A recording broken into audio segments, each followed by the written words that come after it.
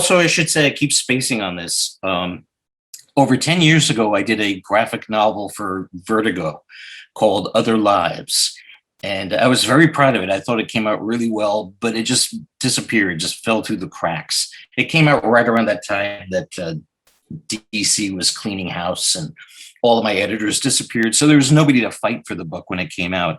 But later this year, a new edition of it is coming out from Fantagraphics. So even though it's already a 10-year-old book, I'm still very proud of it. And it's called Other Lives from Fantagraphics. So that's something to keep your eye out for. Can you tell me a little bit about the book and what it's about? Well, the book, in some senses, might be dated, although I think not in every way. But what it's about, I worked on it a bit for years.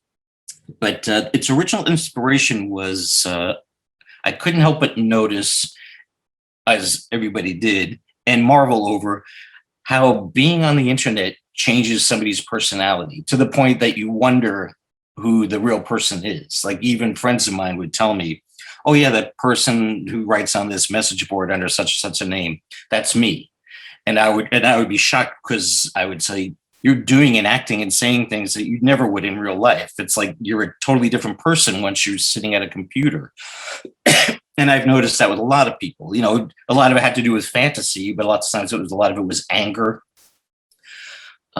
Just this whole other side of them would come out, taking advantage of the anonymity of the internet.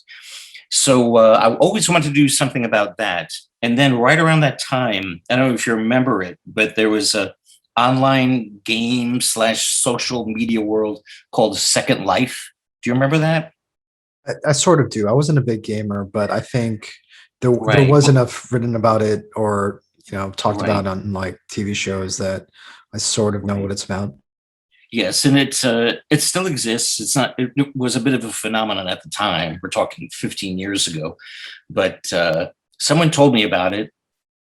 Somebody I knew peripherally worked for the company that made it, and it was for free. So I looked at it, and it was like this, because everything was, you had an avatar, so everything was animated, and you could be literally whoever you want to be.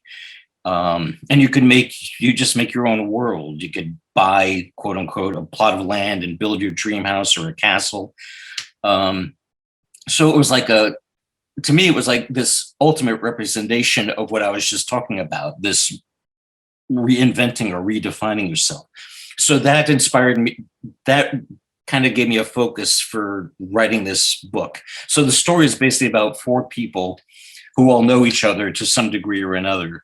But who on the internet or in their past were completely different people or are completely different people, and how like their 4 real lives and their 4 fake lives or virtual lives all wind up colliding.